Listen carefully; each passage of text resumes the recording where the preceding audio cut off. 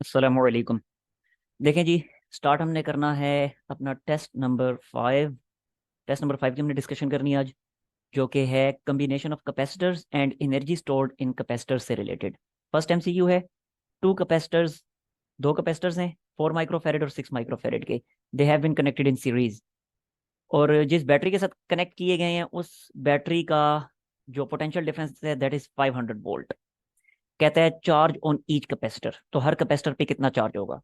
देखें, each capacitor की वो जब बात कर रहे हैं, क्यों कर रहे हैं आखिर एमसीक्यू में? क्योंकि दोनों कैपेसिटर शुरू में उसने बता दी है, दोनों कैपेसिटर जो है उनको सीरीज में कनेक्ट किया गया है, और सीरीज में चार्ज होता ही सेम है। तो जब सीरीज में चार्ज सेम होता है, तो जो चार्ज 4 माइक्रोफेरेड वाले का होगा वही 6 माइक्रोफेरेड वाले का होगा, और वही इनकी टोटल कम्बिनेशन का भी होगा। ठीक हो गया? तो देखें जरा, चार्ज की कैलकुलेशन हम करते हैं, देखते हैं जरा क्या बनता है आंसर। ये देखें, ये है जी, ये हैं दो कैपेसिटर्स जो कि सीरीज में कनेक्टेड हैं और 500 वोल्ट की बैटरी के साथ कनेक्टेड हैं। देखें जरा कितना चार्ज होगा इनमें से हर एक पे, या इनकी कम्बिनेशन का चार्ज, एक ही बात है। तो फार्मूला है हमारे पास क्या? Q = C V। अब जरा देखें, क्योंकि पूरी कम्बिनेशन का हम चार्ज फाइंड करने जा रहे हैं, तो कैपेसिटेंस भी पूरी कम्बिनेशन की होनी चाहिए। अब क्योंकि ये दोनों सीरीज में कनेक्टेड हैं, तो इनकी कैपेसिटेंस क्या होगी? इनकी इक्विवेलेंट कैपेसिटेंस वो होगी इन दोनों की प्रोडक्ट डिवाइडेड बाय इनका सम। तो ये कितना बनता है? ये बन जाएगा 2.4 माइक्रोफेरेड। क्योंकि ये इंडिविजुअल कैपेसिटेंस माइक्रोफेरेड में है, तो लिहाजा ये भी माइक्रोफेरेड में आएगा। ठीक हो गया, 2.4 माइक्रोफेरेड। अब अगर मैं यहाँ पे पुट करता हूँ, तो ये 2.4 माइक्रोफेरेड मल्टीप्लाई वोल्टेज है 500, और जब मल्टीप्लाई करेंगे तो आंसर आएगा 1200। और 1200 किस में? माइक्रोकूलम में। क्यों? क्योंकि ये कैपेसिटेंस माइक्रोफेरेड में थी, तो आंसर भी माइक्रोकूलम में आएगा। ठीक हो गया? तो करेक्ट आंसर क्या बना? देखें जी, करेक्ट आंसर बना ऑप्शन ए। ठीक है, ओके जी, नेक्स्ट आते हैं एमसीक्यू नंबर 2 की तरफ। कहता है कि एक 1 माइक्रोफेरेड का कैपेसिटर है, उसको 2 माइक्रोफेरेड वाले कैपेसिटर के साथ पैरेलल में कनेक्ट किया गया है, और जो बैटरी कनेक्ट की गई है उनके साथ वो है 100 वोल्ट की। कहता है टोटल चार्ज कितना होगा इस पूरे सिस्टम का। तो ये देखें जी, ये दोनों कैपेसिटर्स हैं जो कि पैरेलल में कनेक्ट कर दिए गए हैं। पूरे सिस्टम का चार्ज हमने फाइंड करना है। तो अगेन पूरे सिस्टम का चार्ज क्या होगा? पूरे सिस्टम की equivalent capacitance multiplied by voltage drop. अब जरा देखें, पूरे सिस्टम की इक्विवेलेंट कैपेसिटेंस क्या बनेगी? क्योंकि पैरेलल में है ना, तो पैरेलल में है तो डायरेक्ट इनको सम अप कर दें, इक्विवेलेंट कैपेसिटेंस आ जाएगी जो कि बनती है 3 माइक्रोफेरेड मल्टीप्लाई वोल्टेज कितनी है? 100। तो आंसर कितना आ जाएगा? ये आ जाएगा 300 माइक्रोकूलम, क्योंकि ये माइक्रोफेरेड में था, तो आंसर भी फिर माइक्रोकूलम में आएगा। ठीक है जी, तो आंसर बना ऑप्शन ऑप्शन डी, लास्ट वाला। ठीक है, नेक्स्ट आ जाते हैं नंबर 3 की तरफ। Capacitance of parallel plate capacitor does not depend upon area of plate पे, मीडियम, डिस्टेंस या मेटल प्लेट पे। देखें जरा फार्मूला इसका क्या होता है कैपेसिटेंस का। पैरेलल प्लेट कैपेसिटर की कैपेसिटेंस का जो फार्मूला हमारे पास होता है वो होता है A epsilon not epsilon R divided by D. अब ए क्या है? ये एरिया ऑफ प्लेट है। एप्सिलॉन आर क्या है? ये वो मीडियम है जो हमने उन प्लेट्स के दरमियान इंसर्ट किया, यानी हमारा डाइलेक्ट्रिक, उसकी वैल्यू। डी क्या है? Separation between plates. इसका मतलब है यहाँ पे इस पूरे फार्मूला में जो चीज डिस्कस नहीं हुई, जो चीज पूरे फार्मूला में डिस्कस नहीं हुई, वो हमारी प्लेट की, मेटल की नेचर है, कि प्लेट किस मेटल की बनी हुई है वो डिस्कस नहीं हुई। तो इसका मतलब है मेटल ऑफ प्लेट जो है उस पर कोई डिपेंडेंस नहीं होगी। So correct answer is option B. Next आ जाते हैं नंबर 4 की तरफ। फोर्थ एमसीक्यू देखें। फोर्थ एमसीक्यू में कहता है कि 3 कैपेसिटर्स हैं, एक 2 माइक्रोफेरेड का है, एक 3 माइक्रोफेरेड का है, एक 6 माइक्रोफेरेड का है। They have been connected in series 10 volt की बैटरी के साथ। तो वोल्टेज ड्रॉप जो है वो 2 माइक्रोफेरेड वाले के अक्रॉस कितना होगा? ये देखें जी, ये हैं कैपेसिटर्स, तीनों सीरीज में कनेक्ट किए हुए हैं और बैटरी के साथ। अब ये जो 2 माइक्रोफेरेड वाला है इसके अक्रॉस हमसे वोल्टेज ड्रॉप पूछा हुआ है। तो इसके अक्रॉस अगर मैंने वोल्टेज ड्रॉप फाइंड करना है तो फिर क्या होगा? V = Q/C। अब वोल्टेज ड्रॉप मैंने 2 माइक्रोफेरेड वाली कैपेसिटर के अक्रॉस फाइंड करना है ना, तो चार्ज भी मेरे पास 2 माइक्रोफेरेड वाले कैपेसिटर का होना चाहिए और कैपेसिटेंस भी उसकी होनी चाहिए। अब कैपेसिटेंस तो है 2 माइक्रोफेरेड वाले कैपेसिटर की, लेकिन उसका चार्ज नहीं है। तो चार्ज हम फाइंड कर लेते हैं। अब चार्ज कैसे फाइंड करेंगे? देखें, चार्ज क्योंकि तीनों सीरीज में है, तो जो पूरी कम्बिनेशन का चार्ज होगा वही 2 माइक्रोफेरेड वाले का चार्ज होगा, वही 3 माइक्रोफेरेड वाले का होगा, वही 6 माइक्रोफेरेड वाले का होगा। तो पूरी कम्बिनेशन का चार्ज मैं फाइंड करूंगा इस वाले फार्मूला से, Q इक्वल टू CV। इस फार्मूला से पूरी कम्बिनेशन का चार्ज आ जाएगा, लेकिन उसके लिए पूरी कम्बिनेशन की कैपेसिटेंस होनी चाहिए। अब पूरी कम्बिनेशन की कैपेसिटेंस पहले आप फाइंड कर लें, डायरेक्ट फार्मूला अप्लाई करें। तो C इज इक्वल टू क्या बनेगा, 2 × 3 × 6 divided by 2 × 3 plus 2 × 6 plus 3 × 6। Simplify करें इसको तो क्या बनेगा, ऊपर 36 बन रहा है, नीचे भी 36 बन रहा है, आंसर आ जाएगा 1 माइक्रोकूलम। ये पूरी कम्बिनेशन का की कैपेसिटेंस बन गई 1 माइक्रोकूलम। अब यहां से इसी फार्मूला में वैल्यू पुट करें, पूरी कम्बिनेशन का चार्ज आ जाएगा। तो Q इज इक्वल टू, इसकी जगह 1 आ गया, वोल्टेज 10 आ गई, तो आंसर क्या बना, ये बना 10 माइक्रोकूलम, क्योंकि कैपेसिटेंस माइक्रोफेरेड में आई है ये, देख लें। तो इसलिए चार्ज भी माइक्रोकूलम में आया, 10 माइक्रोकूलम। आ गया मेरे पास पूरी कम्बिनेशन का चार्ज। यही चार्ज 2 माइक्रोफेरेड वाले कैपेसिटर का भी होगा, तो बस अब वैल्यूज पुट कर दें। यहाँ पे आ जाएगा 10 माइक्रो, यानी 10 × 10 की पावर, या बस माइक्रो की फॉर्म में ही लिख दें, 10 माइक्रोकूलम डिवाइडेड बाई कैपेसिटेंस कितनी है, इसकी कैपेसिटेंस कितनी है, 2 माइक्रोफेरेड है, 2 माइक्रोफेरेड, माइक्रोफेरेड, 2 माइक्रोफेरेड। ठीक हो गया। अब जरा देखें, ये माइक्रो और माइक्रो कैंसिल हो जाएंगे, 10 ÷ 2 आंसर क्या आ जाएगा, आंसर आ जाएगा 5। तो लिहाजा इसके अक्रॉस वोल्टेज ड्रॉप 5 वोल्ट है। आगे ने समझ बात की। फॉर एग्जाम्पल आपसे कहता है कि 3 वाले के अक्रॉस वोल्टेज ड्रॉप फाइंड करें, तो अब चार्ज 3 वाले का पुट करते, जो कि 10 ही होता, क्योंकि पूरी कम्बिनेशन का सेम चार्ज है। ठीक है, तो चार्ज यहाँ पे 10 ही आता, लेकिन कैपेसिटेंस नीचे क्या पुट कर देते, फिर 3 माइक्रोफेरेड पुट करते, तो 3 माइक्रोफेरेड वाले के अक्रॉस वोल्टेज ड्रॉप आ जाता। इसी तरह 6 वाले के अक्रॉस भी आप फाइंड कर सकते हैं। तो खैर इस केस में आंसर आया है 5। सो करेक्ट आंसर हमारा क्या बना, करेक्ट आंसर हमारा बन गया ऑप्शन डी, ये लास्ट वाला। ठीक है जी। ओके, MCQ नंबर 5 की तरफ आते हैं। कहता है कि कैपेसिटर ऑफ 1 माइक्रोफेरेड, एक 1 माइक्रोफेरेड का कैपेसिटर है, उसको 100 वोल्ट तक चार्ज किया गया है। ओके, एक 1 माइक्रोफेरेड का कैपेसिटर है, उसको 100 वोल्ट तक चार्ज किया गया है, और फिर उसको डिस्कनेक्ट कर दिया पावर सप्लाई से। फिर एक और कैपेसिटर जो कि 4 माइक्रोफेरेड का है लेकिन अनचार्ज है, अब उसको उसी पहले वाले कैपेसिटर के साथ कनेक्ट किया गया। तो कहता है जरा बताएं 4 माइक्रोफेरेड वाले के अक्रॉस वोल्टेज ड्रॉप कितना आ रहा होगा। देखें जरा सिचुएशन देखें। पहले कैपेसिटर है कौन से वाला, 1 माइक्रोफेरेड वाला, सोल्व करते हैं साथ साथ। देखें जी, पहले कैपेसिटर कौन सा है, पहले कैपेसिटर है 1 माइक्रोफेरेड वाला, उसको 100 वोल्ट की सप्लाई के साथ कनेक्ट किया गया। तो देखें जी, नंबर 5 है, कैपेसिटर है, कैपेसिटेंस है उसकी 1 माइक्रोफेरेड, और उसकी वोल्टेज है 100 वोल्ट। तो बताएं जरा इस पे चार्ज कितना आ जाएगा, इस पे चार्ज आ जाएगा 100 माइक्रोकूलम। इतना चार्ज उस कैपेसिटर ने स्टोर कर लिया। अब इस कैपेसिटर को उस पावर सप्लाई से डिस्कनेक्ट कर दिया गया, और एक दूसरे कैपेसिटर के साथ कनेक्ट किया गया, यानी यही 1 माइक्रोफेरेड का कैपेसिटर है, इसको दूसरे कैपेसिटर के साथ कनेक्ट किया गया। तो लें जी, ये आ गया दूसरा कैपेसिटर, इस दूसरे कैपेसिटर के साथ इसको कनेक्ट किया गया, और ये दूसरा कैपेसिटर कितना बताया हुआ है, ये बताया हुआ है 4 माइक्रोफेरेड का, 4 माइक्रोफेरेड, लेकिन है अनचार्ज, इस पे अभी किसी किस्म का कोई चार्ज नहीं है। कहता है अब जरा ये बताएं कि इस 4 माइक्रोफेरेड वाले के अक्रॉस वोल्टेज ड्रॉप कितना आ चुका है।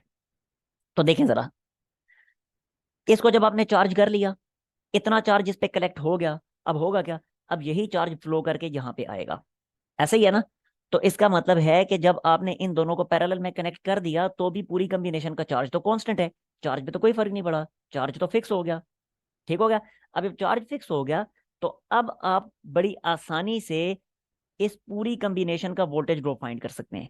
जो इस पूरी कम्बिनेशन का वोल्टेज ड्रॉप है, वही इन दोनों का इंडिविजुअल वोल्टेज ड्रॉप भी है, क्योंकि ये पैरेलल में है। ठीक है ना। तो देखें जरा फार्मूला फिर कौन सा वाला यूज करेंगे, ये वाला, V is equal to Q divided by C। तो इस फार्मूला से पूरी कम्बिनेशन का वोल्टेज ड्रॉप आ जाएगा। तो इसके लिए चार्ज भी तो पूरी कम्बिनेशन का होना चाहिए। तो पता है हमें पूरी कम्बिनेशन का चार्ज यही है 100 माइक्रोकूलम, क्योंकि इसी चार्ज ने फ्लो करना है इनके अंदर। तो चार्ज तो हमें पता है, लेकिन पूरी कम्बिनेशन की कैपेसिटेंस भी पता होनी चाहिए। तो कोई मसला नहीं, पूरी कम्बिनेशन की कैपेसिटेंस क्या बनेगी, दोनों पैरेलल में है, तो 1 + 4 क्या बन जाएगी, 5। सो वैल्यूज पुट कर दें, 100 की जगह, Q की जगह आ जाएगा 100, और C की जगह आ जाएगा 4, सॉरी 5 नॉट 4, क्योंकि इन दोनों का सम 5 बन रहा है। ठीक है। और आंसर क्या आ जाएगा, 100/5, ये आ जाएगा 20।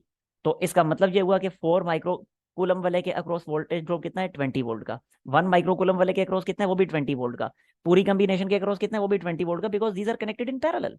ठीक है, सो देखें जरा आंसर हमारा क्या बना, फिर कौन सा ऑप्शन बन रहा है। So correct option is option C. ठीक है ना। नेक्स्ट देखिए नंबर 6, कहते हैं इसी एमसीक्यू नंबर 5 में, इसी ऊपर वाले एमसीक्यू के बारे में पूछा है, कहता है what is the charge on 1 microfarad capacitor. इसी 1 माइक्रोफैरेड वाले में कितना चार्ज आया होगा, तो देखें जरा कितना चार्ज आया होगा। ये देखें, ये 1 माइक्रोफैरेड वाला है, कहता है इसने कितना चार्ज स्टोर किया है, तो इसने कितना चार्ज स्टोर किया, ये फार्मूला यूज कर लें, Q is equal to charge on 1 microfarad capacitor, charge on 1 microfarad capacitor is equal to capacitance of 1 microfarad capacitor multiply voltage drop of 1 microfarad capacitor. तो लें जी, कैपेसिटेंस कितनी है इसकी 1 माइक्रोफैरेड वाले की 1 माइक्रोफैरेड, वोल्टेज कितनी है इसकी, जरा पूरी कॉम्बिनेशन की सेम वोल्टेज आई थी 20 वोल्ट, तो मल्टीप्लाई 20। ठीक है, आंसर कितना बना, आंसर बन गया 20 माइक्रो कूलम्ब। ठीक हो गया। इसी तरह अगर आपसे 4 माइक्रोफैरेड वाले का चार्ज पूछा होता, तो अब क्या करते हैं, यहाँ पे कैपेसिटेंस पुट कर देते हैं 4 माइक्रोफैरेड वाले की, जबकि वोल्टेज तो वही है क्योंकि पैरेलल में, और आपके पास आ जाता है 80 माइक्रो कूलम। ठीक है ना। खैर अभी इस केस में आया 20 माइक्रो कूलम, तो हमारा करेक्ट आंसर क्या बना, हमारा आंसर बना ऑप्शन ए। लें जी, ठीक हो गया। ओके जी, अब चलते हैं एमसीक्यू नंबर 7 की तरफ। यहाँ पे है कि we have n capacitors of equal capacitances, यानी आइडेंटिकल कैपेसिटर्स हैं ये। कहते हैं the ratio of maximum to minimum capacitances by using these capacitors is, इन कैपेसिटर्स को यूज करके मैक्सिमम कैपेसिटेंस जो हम हासिल कर सकते हैं और जो मिनिमम कैपेसिटेंस हासिल कर सकते हैं उनकी रेशियो फाइंड करें।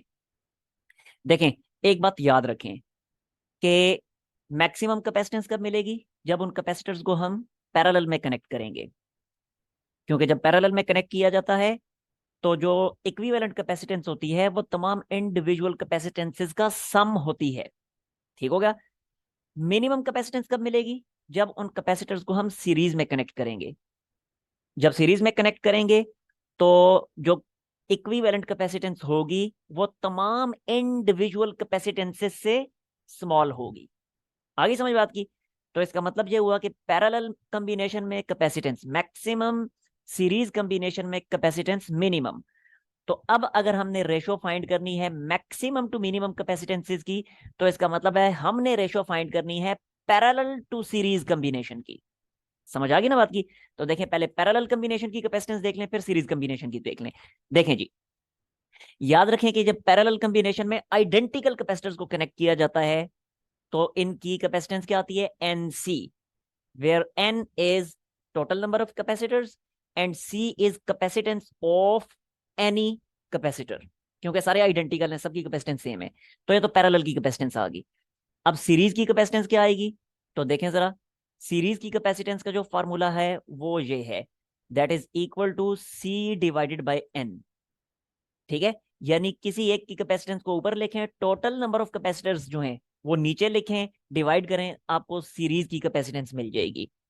अब आपने रेशियो फाइंड करनी है ना मैक्सिमम टू मिनिमम, तो इसका मतलब है आपने रेशियो फाइंड करनी है parallel combination to series combination. तो ये क्या बनेगी रेशियो, बहुत आसान, पैरेलल की है NC, सीरीज की है C बाय N, जब डिवाइड करेंगे कैंसिलेशन होगी तो ये बनेगा N स्क्वायर, यानी N square ratio 1। So correct answer is, अच्छा एक बात याद रखिएगा कि ये जो फार्मूलाज मैंने लिखे हैं ना पैरेलल कॉम्बिनेशन और सीरीज कॉम्बिनेशन के, ये उस वक्त है कि जब कैपेसिटर्स आइडेंटिकल हों, यानी सबकी कैपेसिटेंस सेम हो।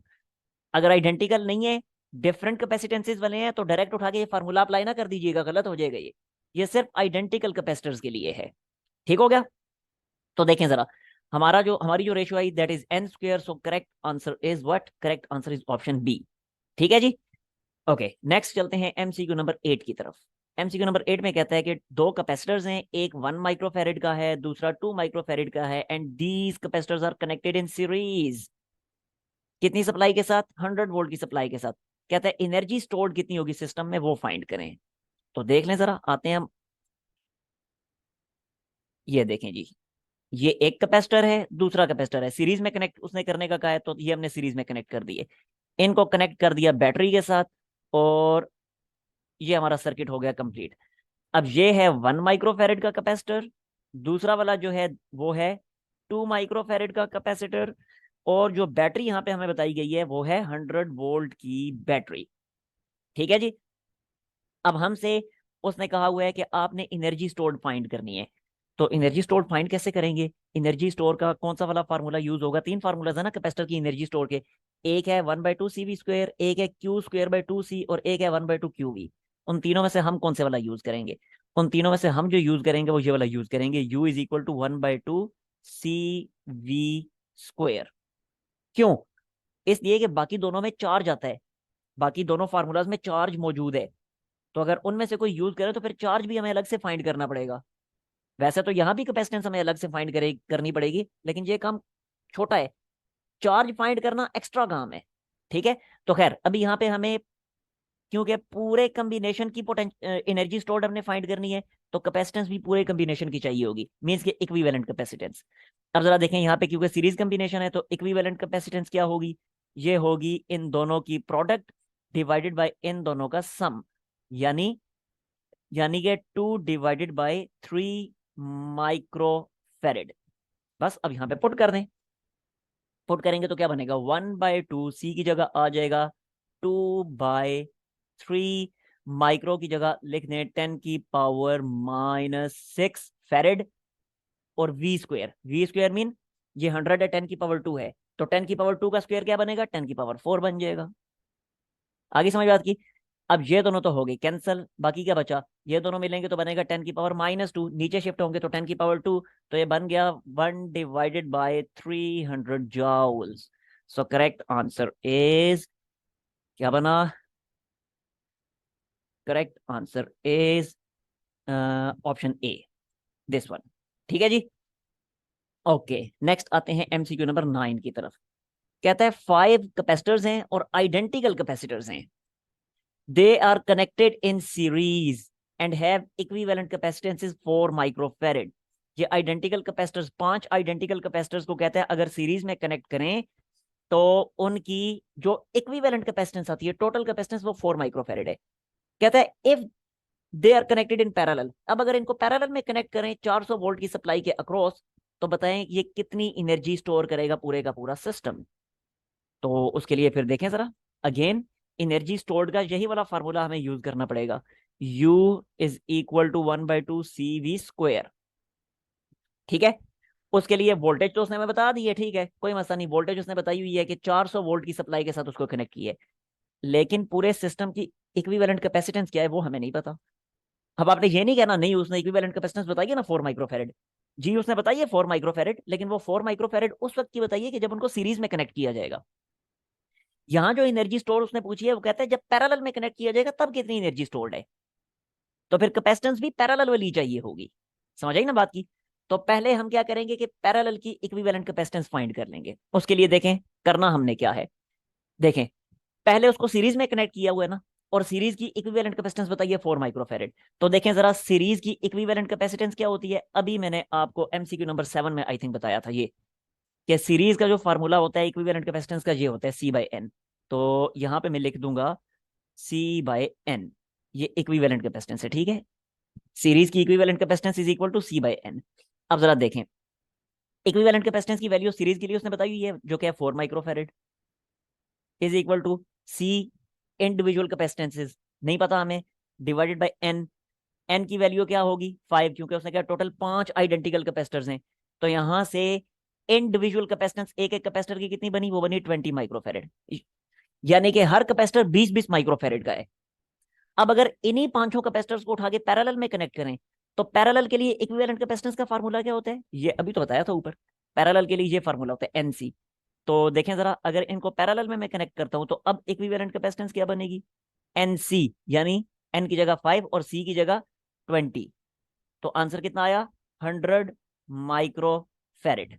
ले जी, पैरेलल की इक्विवेलेंट कैपेसिटेंस हमें मिल गई। वोल्टेज उसने खुद हमें बताई हुई है, बस अब सीधे वैल्यू पुट करें। तो ये देखें जी 1/2 मैंने लिखा, इक्विवेलेंट कैपेसिटेंस की जगह लिख दिया 100 माइक्रोफेरेड, यानी 10⁻², इंटू 10⁻⁻6। स्पेस कम है, मैं नीचे आ जाता हूँ, स्पेस कम है यहाँ पे। दिस इज इक्वल टू, देखें जरा, 1/2, और क्या बनेगा? सी की जगह क्या लिखेंगे? 100, माइक्रोफेरेड, यानी 10⁻² माइक्रोफेरेड। तो ये लिखा 10⁻², और माइक्रो का 10⁻⁻6 ऐसे ही लिख दिया। ठीक हो गया। वी स्क्वायर, देखें वोल्टेज उसने खुद ही हमें बताइए 400 वोल्ट, तो जब स्क्वायर लेंगे तो कितनी बनेगी? 400 का मतलब 10⁻4 मल्टीप्लाई 10⁻², तो जब स्क्वायर लेंगे तो बनेगा 16 मल्टीप्लाई 10⁻4। तो ये बना 16 मल्टीप्लाई 10⁻4। ठीक हो गया जी। अच्छा अब जरा देखें, ये 10⁻2 और ये 10⁻4 क्या बना? 10⁻6 और ये 10⁻�6, तो ये कैंसल आउट हो जाएंगे तीनों। बाकी 16 को 2 से डिवाइड करें तो आंसर क्या आ जाता है? 8 जूल्स। तो लें जी, इतनी एनर्जी उसने स्टोर करनी है 8 जूल्स की। So correct answer is option, correct answer is option, option C. ठीक हो गया जी। ओके जी, अब चलते हैं हम नेक्स्ट एमसीक्यू की तरफ। एमसीक्यू नंबर 10 कहते दो कैपेसिटर्स हैं, उन दोनों की अलग अलग कैपेसिटेंसेस बताई हुई है, इंडिविजुअल कैपेसिटेंसेस दोनों की बताई है, 0.3 microfarad and 0.6 microfarad. They are connected in series across a battery of 6 volt. कहते हैं the ratio of energies stored in them, उन दोनों में जो अलग अलग एनर्जी स्टोर होगी उसकी रेशो क्या होगी। और से इस एमसीक्यू को पढ़ें। एक चीज उसने बताई हुई है कि they are connected in series. मुझे बताएं कि जब कैपेसिटर्स को सीरीज में कनेक्ट किया जाता है तो क्या उनका चार्ज सेम नहीं होता? यस, उनका चार्ज सेम होता है। तो इसलिए अब एनर्जी स्टोर का जो फार्मूला हम यूज करेंगे वो ऐसा फार्मूला यूज करेंगे जिसमें चार्ज भी मौजूद हो और कैपेसिटेंसेस भी मौजूद हो। आई समझ? वोल्टेज को इग्नोर करें, क्योंकि वोल्टेज ड्रॉप दोनों का डिफरेंट होगा, हमें नहीं पता वोल्टेज ड्रॉप का, उसको इग्नोर करें। ठीक हो गया ना? तो वो फार्मूला यूज करना है कि जिसमें चार्ज भी मौजूद है और एनर्जी, और दोनों की कैपेसिटेंसेस भी मौजूद हैं। तो देखें जरा एनर्जी स्टोर का वो कौन सा वाला फार्मूला है, वो ये वाला फार्मूला है। ये देखें एनर्जी स्टोर का ये वाला formula, U is equal to Q square divided by 2C। आगे ना समझ बात की? अब चार्ज तो दोनों का सेम है, क्यों? क्योंकि दोनों सीरीज में कनेक्टेड है। तो इसका मतलब ये हुआ कि एनर्जी स्टोर जो है वो कैपेसिटेंस के इनवर्सली प्रोपोर्शनल हुई। तो फिर एनर्जीज की रेशो क्या बनेगी? अगर मैं U1 रेशो U2 करूं तो एनर्जी की रेशो फिर ये बनेगी, क्योंकि एनर्जी और कैपेसिटेंस एक दूसरे के इनवर्सली प्रोपोर्शनल हैं। तो फिर U1 के करस्पॉन्डिंग जो कैपेसिटेंस होगी C1 वो नीचे चली जाएगी, और U2 के करस्पॉन्डिंग जो कैपेसिटेंस C2 है वो ऊपर आ जाएगी। अब ये वो फार्मूला है जो हमें रेशो बता देगा। अब जरा देखें, इनमें से एक की कैपेसिटेंस उसने, पहले वाले की कैपेसिटेंस कितनी बताई हुई है? पहले वाले की कैपेसिटेंस उसने बताई है 0.3 माइक्रोफेरेड, तो 0.3 नीचे आ जाएगा। दूसरे वाले की कैपेसिटेंस उसने बताई है 0.6, तो 0.6 ऊपर आ जाएगा। तो ये रेशो बन जाएगी हमारी 2:1, क्योंकि 2 आएगा ना, तो 2:1, सिंपल। आगे ना समझ बात की? सो करेक्ट आंसर कौन सा बनना? Correct answer is, correct answer is 2:1, option C. ठीक। ओके जी, नेक्स्ट देखें नंबर 11। नंबर 11 में कहते हैं फिर से यही दोनों कैपेसिटर्स हैं, सेम कैपेसिटर्स हैं, लेकिन इस दफा इनको पैरेलल में कनेक्ट किया गया है सेम बैटरी के साथ। तो अब जो है उनकी रेशो बताएं एनर्जीज की। अब जरा देखें, क्योंकि पैरेलल में कनेक्ट किया गया है तो अब चार्ज सेम नहीं होगा, अब पोटेंशियल डिफरेंस सेम होगा। तो अब एनर्जी स्टोर्ड का वो फार्मूला यूज करना है जिसमें पोटेंशियल डिफरेंस मौजूद हो और साथ ही साथ कैपेसिटेंसेस भी मौजूद हो। तो वो फार्मूला कौन सा है? वो फार्मूला फिर ये वाला है, energy stored is equal to 1/2 CV²। तो इस फार्मूला के मुताबिक, अब पोटेंशियल डिफरेंस तो दोनों का सेम है ना, तो उसमें तो अब कोई डिपेंडेंस नहीं होगी। तो एनर्जी स्टोर्ड की जो डिपेंडेंस है वो कैपेसिटेंस पे है, तो energy stored is directly proportional to capacitance. आगे समझ? अब अगर मैं रेशो फाइंड कर रहा हूं, U1 रेशो U2, तो अब रेशो क्या बनेगी? अब ये बनेगी, क्योंकि U की C के साथ अब डायरेक्ट रिलेशन है, तो अब U1 के करस्पॉन्डिंग जो कैपेसिटेंस C1 है वो ऊपर ही आएगी, और U2 के करस्पॉन्डिंग जो कैपेसिटेंस C2 है वो फिर नीचे आएगी। बस इसमें वैल्यूज पुट कर दें। देखें, पहले वाली कैपेसिटेंस उसने कितनी बताई है? 0.3। दूसरे वाली कितनी बताई हुई थी? 0.6। रेशो कितनी आ जाएगी? 1:2। ठीक है। सो करेक्ट आंसर इज क्या बनेगा? देखें जी, correct answer is option B. ठीक हो गया। ओके जी। तो अब आते हैं हम एमसीक्यू नंबर 12 की तरफ। एमसीक्यू नंबर 12 में देखें, a capacitor of capacitance C has charge Q and energy stored is W if the charge is increase to 2q, तो एनर्जी स्टोर्ड पे क्या फर्क पड़ेगा? जरा गौर से देखिएगा इस चीज को। कैपेसिटर की कैपेसिटेंस हमें बताई हुई है, उसका चार्ज उसने हमें बताया हुआ है, और हमें कहता है कि बताएं एनर्जी स्टोर्ड पे क्या फर्क पड़ेगा। तो फिर एनर्जी स्टोर का वो फार्मूला यूज करेंगे ना जिसमें चार्ज और कैपेसिटेंस दोनों मौजूद हो। तो वो फार्मूला है Q²/2C। तो देखें जरा, चार्ज को डबल करने से क्या फर्क पड़ेगा जी, हमने फाइंड करना है। ठीक है, तो फार्मूला देखें जरा, ये है हमारे पास फार्मूला, U = Q² / 2C। ठीक है, अब यहाँ पे उसने हमारा हमसे रिलेशन पूछे हुए कि चार्ज को डबल करने से क्या फर्क पड़ेगा। तो यहाँ पे देखें तो सही ना कि एनर्जी स्टोर जो है वो चार्ज के स्क्वायर के डायरेक्टली प्रोपोर्शनल है। तो बिल्कुल क्लियर, अगर मैं चार्ज को डबल करता हूं, बिल्कुल क्लियर है ना, अगर चार्ज को मैं डबल करता हूं तो फिर एनर्जी स्टोर कितनी हो जाएगी? 4 टाइम्स हो जाएगी, क्योंकि चार्ज का स्क्वायर है। अगर मैं क्यू की जगह 2q लिखूंगा, चलिए देख लें। अच्छा, क्यू की जगह अगर मैं 2q लिखूंगा, स्क्वायर तो एज इट इज है, तो ओवरऑल 2 का स्क्वायर क्या बन जाएगा? 2 का स्क्वायर तो 4 बन जाएगा। तो इसका मतलब है एनर्जी 4 टाइम्स इंक्रीज हो गई। ठीक है, ये बात मैं पहले भी आपको बता चुका हूं कि न्यूमिनेटर में अगर 4 आया तो एनर्जी 4 टाइम्स इंक्रीज हुई, अगर डिनोमिनेटर में 4 आता तो एनर्जी फिर क्या होती? 1/4 हो जाती, यानी 4 टाइम्स डिक्रीज हो जाती। ठीक है ना, तो इसका आंसर जो बनता है, 4 क्यों आया तो एनर्जी 4 टाइम्स इंक्रीज हुई, तो ये बन जाएगा 4W। ठीक है, क्योंकि एनर्जी को उसने W का नाम दिया हुआ था, एनर्जी को उसने W का नाम दिया हुआ था, तो एनर्जी 4 टाइम्स इंक्रीज होकर 4W बन जाएगी। सिंपल। MCQ नंबर 13 को जरा देखें। कहता है कि एक 20 फेरेड का कैपेसिटर है, उसको चार्ज किया गया है 5 वोल्ट की बैटरी के थ्रू, और उसके बाद उस कैपेसिटर को उस बैटरी से सेपरेट कर दिया गया, आइसोलेट कर दिया गया। कहता है उसके बाद क्या किया? It is then connected in parallel to another capacitor that is uncharged of 30 farad। कहता है ये तो बताएं कि how much energy is decreased of the system. करेंगे हम क्या? हम ये करेंगे कि पहले हम ओरिजिनल एनर्जी फाइंड कर लेंगे कि कैपेसिटर को जब हमने 5 वोल्ट की बैटरी के साथ कनेक्ट किया तो कैपेसिटर ने कितनी एनर्जी गेन कर ली, वो ओरिजिनल एनर्जी हमने फाइंड कर ली। ओरिजिनल एनर्जी आ गई। अब हम क्या करेंगे? अब हम ये देखेंगे कि जब इसी कैपेसिटर को दूसरे कैपेसिटर के साथ कनेक्ट किया गया, 30 फैरेड के कैपेसिटर के साथ कनेक्ट किया गया, तो अब सिस्टम की कितनी एनर्जी थी? आ गई दोनों एनर्जीज।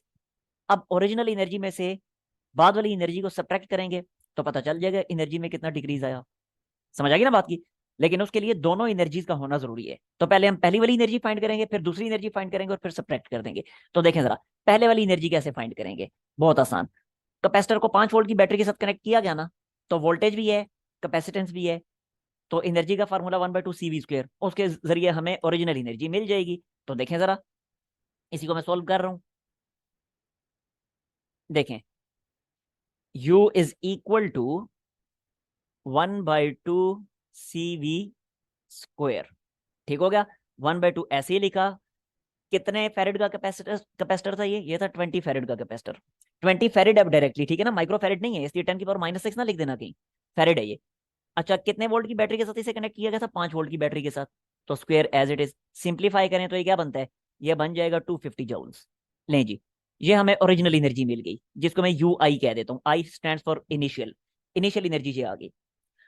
अब क्या करना है? कहता अब इसी कैपेसिटर को उठाया और 30 फेरेड के कैपेसिटर के साथ पैरेलल में कनेक्ट कर दिया, यानी ये सिचुएशन बन गई।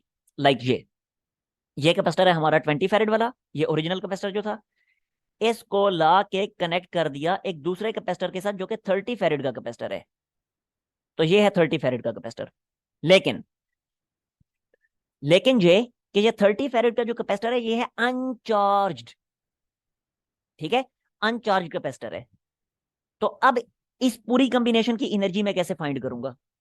तो एनर्जी के फिर 3 फार्मूलाज हैं। एक तो ये वाला फार्मूला है, क्या ये फार्मूला मैं यूज कर सकता हूं? तो कैपेसिटेंस तो मैं फाइंड कर सकता हूँ, दोनों पैरेलल में है ना, तो इनकी कैपेसिटेंस कितनी हो जाएगी? इनका सम यानी 50 हो जाएगी। लेकिन क्या पोटेंशियल डिफरेंस फाइंड कर सकता हूँ? नो। अब ये नहीं कहना कि पोटेंशियल डिफरेंस है 5 जूल्स का, वो पहले था। जब कैपेसिटर को दूसरे कैपेसिटर से कनेक्ट कर दिया, चार्जेस डिस्ट्रीब्यूट होने शुरू हो गए, तो अब 5 वोल्ट का पोटेंशियल डिफरेंस नहीं रहा, अब ये चेंज हो गए। चेंज होके कितना हुआ हमें नहीं पता, इसका मतलब ये फार्मूला तुम यूज कर नहीं सकते। दूसरा फार्मूला देखते हैं, ये वाला, U = Q²/2C। ये यूज कर सकते हैं? हाँ जी बिल्कुल कर सकते हैं। किस तरह? कैपेसिटेंस तो हमें पता है इन दोनों की मिला के 50 फैरेड की है। चार्ज, चार्ज भी पता है, इजीली फाइंड कर सकते हैं। कैसे? Q इक्वल टू सीवी का फार्मूला लगा के देखें जरा। उस पहले वाले कैपेसिटर के लिए अगर मैं Q इक्वल टू सीवी का फार्मूला लगाता हूं तो कितना बनेगा चार्ज? C कितना था उसके लिए? 20 फैरेड था। और उस वक्त उसकी वोल्टेज कितनी थी पहले? 5 थी। तो कितना चार्ज बना? चार्ज बन गया 100 कूलम्स का, नॉट माइक्रो कूलम, 100 कूलम्स, क्योंकि एक कैपेसिटेंस फेरेड में है, माइक्रो फेरेड में नहीं है। तो चार्ज भी आया 100 कूलम। ठीक है, तो चार्ज तो कांस्टेंट हुआ ना। जब इनको पैरेलल में कनेक्ट कर भी दिया तो इसी का चार्ज डिस्ट्रीब्यूट होके इधर आया ना। तो इसका मतलब है कम्बिनेशन का टोटल चार्ज तो उतने का उतना ही रहेगा। तो इसलिए चार्ज हमें पता है। अब आई ना समझ? अब जरा देखें, 100 क्यू की जगह जब मैं 100 पुट करूंगा तो 100 का स्क्वायर कितना होता है आपको पता है? 10,000 होता है। तो ये लिख दिया 10,000, 10,000 चलें ये। अच्छा, अब 2 मल्टीप्लाई इक्विवेलेंट कैपेसिटेंस, इस पूरे सिस्टम की इक्विवेलेंट कैपेसिटेंस कितनी है? क्योंकि पैरेलल में है तो सम हो जाएगा 50 हो जाएगी, तो ये आ गया 50। ठीक है, अब नीचे बन रहा है 100। जब कैंसिलेशन करेंगे तो ये रह गया 100 जूल्स। ले जी, ये आ गई हमारे पास फाइनल एनर्जी। ठीक है, इनिशियल एनर्जी ये थी 250 जूल्स, फाइनल एनर्जी ये आई। तो इन दोनों का डिफरेंस कितना हो गया? 150 जूल्स। सो करेक्ट आंसर क्या बना? करेक्ट आंसर इज,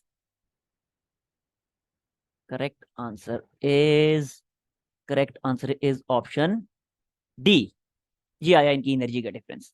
ठीक है, अब ये मुझे करने में टाइम लगे क्योंकि समझा भी रहा हूं मैं आपको साथ साथ। जब आप लोग करना शुरू करेंगे, जब आपके कॉन्सेप्ट्स क्लियर होंगे, तो ये करने में आपको कुछ सेकंड लगेंगे, ज्यादा टाइम नहीं लगेगा, क्योंकि आप बहुत सारे स्टेप्स को स्किप करेंगे, फौरन आंसर तक पहुंचने की कोशिश करेंगे। तो आप लोग जब करना शुरू करेंगे, ऐसे ही अगर मैं भी आपको समझा ना रहा हूं, तो ये तो टोटल 30 सेकंड्स का भी एमसीक्यू नहीं है। ठीक है ना? तो इसलिए इससे परेशान नहीं होना, ये जस्ट प्रैक्टिस, जितनी आपकी प्रैक्टिस अच्छी होगी उतना आपके लिए ये चीजें आसान होती चली जाएंगी। नेक्स्ट देखिए, नंबर 14।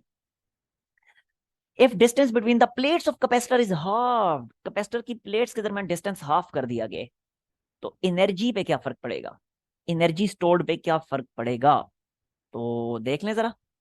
कैपेसिटर के लिए जो अब हम एनर्जी स्टोर्ड का जो फार्मूला यूज करेंगे, 3 फार्मूलाज है ना। U equal to 1/2 QV, U equal to 1/2 CV square, and U equals to Q square by 2C। तो इन तीनों में से हम जो फार्मूला यूज करेंगे वो करेंगे U is equal to Q square by 2C, यानी जिसमें चार्ज मौजूद है। पोटेंशियल डिफरेंस वाला फार्मूला हम यहाँ पे यूज नहीं करेंगे। क्यों? इसलिए इसलिए क्योंकि बैटरी तो मौजूद है नहीं सिरे से, तो कह रहा है विदाउट बैटरी। बैटरी तो कैपेसिटर के साथ कनेक्टेड नहीं है।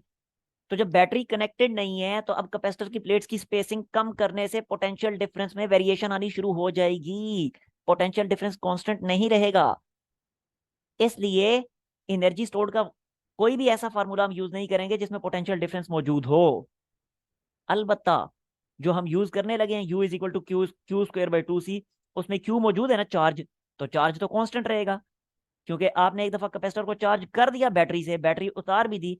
अब भले उस उन प्लेट्स की स्पेसिंग कम करें या ज्यादा करें, चार्ज तो वहां से ना तो मजीद चार्ज आ सकता है और ना वहां से चार्ज स्केप आउट कर सकता है।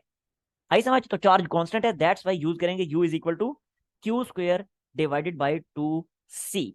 देखें जरा, ये है U is equal to Q square divided by 2C।